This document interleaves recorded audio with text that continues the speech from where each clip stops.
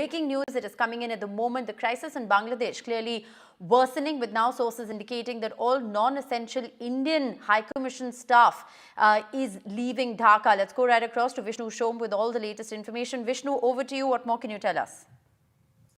This is breaking news, which we reported first on NDTV with the return of non-essential staff and families from the Indian High Commission in Dhaka. As I understand it, this non-essential staff and families, including elderly family members, children, many of them were on board an Air India aircraft, which was chartered by the government and flew out of Dhaka late last night. There were more than 190 passengers on board. Many of them would be normal passengers who couldn't board Air India flights earlier on because those flights have been cancelled. But this is a fairly unprecedented development now, that there is essentially a skeletal staff which is manning the Indian High Commission in Dhaka and presumably the other consulates across the country as well. Families have returned, non-essential staff have returned. I should mention that the High Commissioner is in office. He continues to operate along with the Deputy High Commissioner and other key officials. But as a measure of abundant caution and given the deteriorating law and order situation in Bangladesh, the real hope is that it does stabilize, but there's no clear signal of that as yet. India has moved back non-essential staff. Now, Dhaka is one of our largest high commissions anywhere in the world. We have a very, very large presence in Bangladesh and several consulates as well. The fact that India has taken this step is also unprecedented because Bangladesh has been one of our closest neighbors, one of our closest allies, one of our closest friends. India has had a pivotal role in the independence of Bangladesh from East Pakistan. But today in 2024, to have a situation where Indian officials feel threatened enough that families, elderly family members, children, non-essential staff are put on a plane and sent back to Delhi is a reflection of how serious the situation is on the ground. And it's something that is a matter of huge concern because the larger question, Rishika, just who is in charge in Bangladesh at this juncture is essentially unanswered. Notionally, it is the army. There is an interim government in the works. But in terms of attacks, whether it's on minorities, whether it is on others, violence, looting, guns being stolen out of police stations, there are so many reports that we are hearing. But this is something concrete that the government of India has now done. Right. Vishnu, in terms of standard operating procedure, at what point does this typically happen in terms of a protocol when non-essential staff is evacuated? We've seen this happen in the past as well across other troubled areas. Yes, of course. Well, the last time it happened, as I recall, was in Afghanistan when the Indian High Commission was evacuated. In this case, the word evacuation hasn't been used. However, It effectively amounts to that. The word have voluntarily returned is what is being said. The key point over here is that at some stage, the High Commissioner and his key officials in the Indian High Commission felt that the situation was volatile enough and uncertain enough for him to suggest to family members that, look, it's time that you go back. You know, if the word suggestion or volunteer is used, it is essentially an evacuation. This is something that happens on protocol at a situation when there is a real crisis which is potentially in the works. We've seen that in Libya during the Arab Spring as well, many years, a couple of years ago. And we're seeing this now in Dhaka. Now, I should again repeat that this is essentially a temporary move, that once there is law and order in Dhaka, which is established, and one hopes that happens soon, then all of these people will fly back. But children, the elderly, family members, and others have now returned to India, as I understand it, on an Air India aircraft last night. Vishnu, have sources cited any specific reason other than the law and order situation on the ground? Are they anticipating repercussions of the fact that India has temporarily at least granted refuge to Sheikh Hasina here in New Delhi?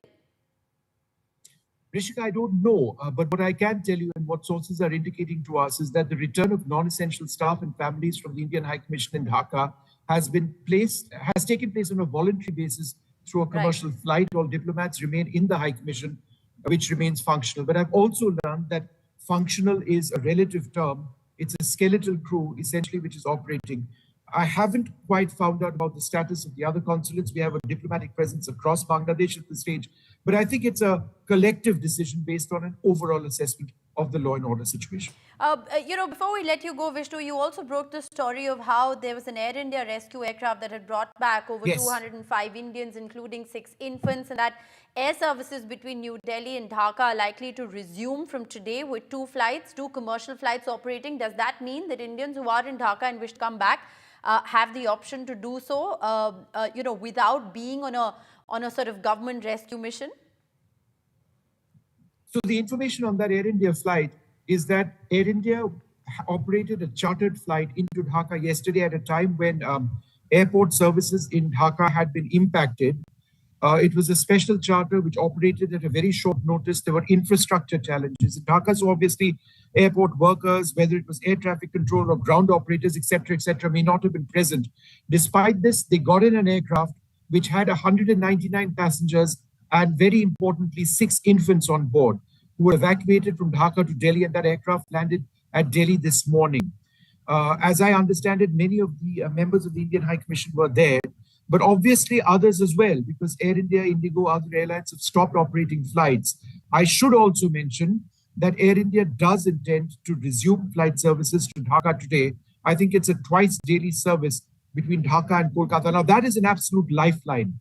It is one of the primary flights which operate out of Dhaka, the Kolkata to Dhaka and vice versa, and Dhaka to Kolkata, Kolkata to Dhaka flight. It is an essential route, one of the most important routes out of Bangladesh. That's been the case for decades. So that important flight is being restored by Air India. Hopefully that will go across smoothly.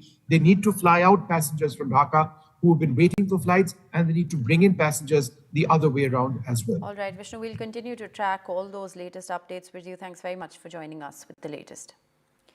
Well, moving on, the house of Hindu musician Rahul Ananda was looted and set on fire by an angry mob following the fall of Sheikh Hasina's government in Bangladesh.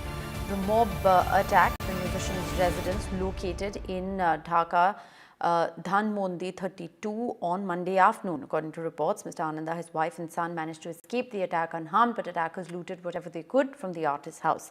The mob also stole valuable items and destroyed their home, including Ananda's extensive collection of over 3,000 handmade musical instruments.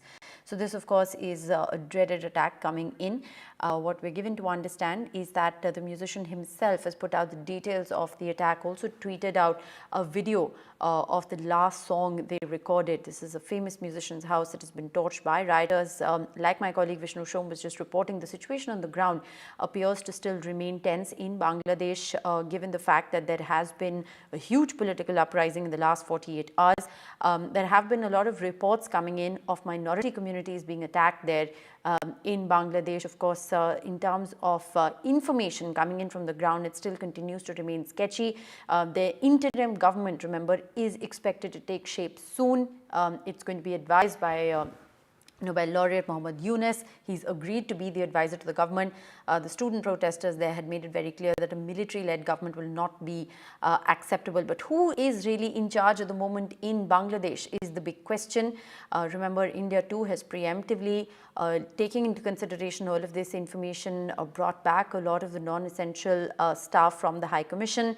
But this is, of course, the big story that we're tracking. This the house of a Hindu musician, Rahul Ananda, looted and set on fire by an angry mob following the fall of Sheikh Hasina's government. There have been several reports that have been coming in of mob violence, of instances of arson, vandalism, and many ministers' homes as well in the Sheikh Hasina government. They're part of the Awami League that were set on fire. We're given to understand that the ex-IT minister yesterday was not allowed to leave.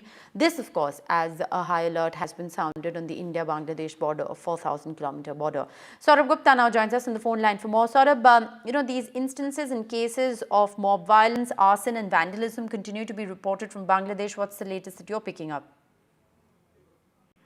Well, what we know so far is that appeals on behalf of several top political leaders from Bangladesh have still not been completely adhered to, and attacks on temples, attacks on the minority community in Bangladesh still continue. Now, yesterday, Tariq Rahman, who's of course the son of Khalida Zia, he had put out a tweet saying that I call upon the people of Bangladesh to display restraint and calm in the midst of this transitional moment on our democratic path.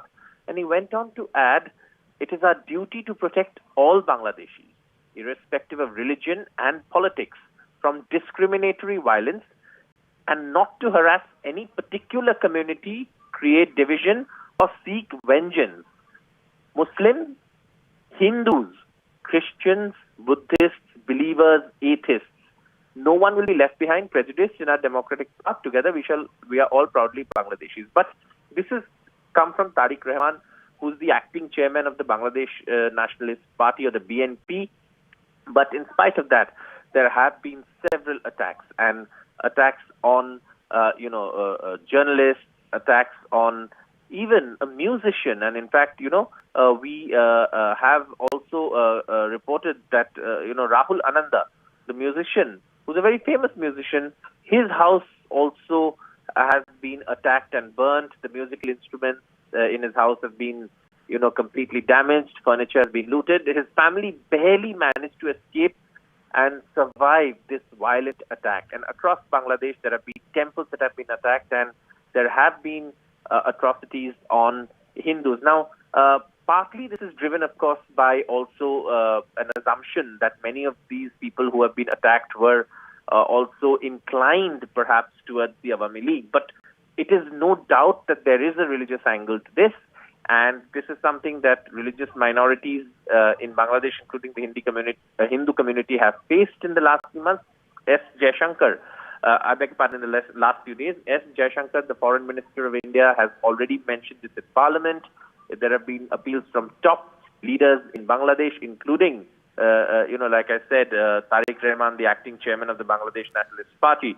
But there has been violence, unfortunately. There have been some images of hope of, some members of the majority community, the Muslim community, guarding some temples. But those are largely limited to areas where, there have been pre-warnings or whatever, that there could be something. But otherwise, largely, there have been attacks on minority communities, and that continues as far as, Bangladesh is concerned. Unfortunately, the violence is yet to completely stop.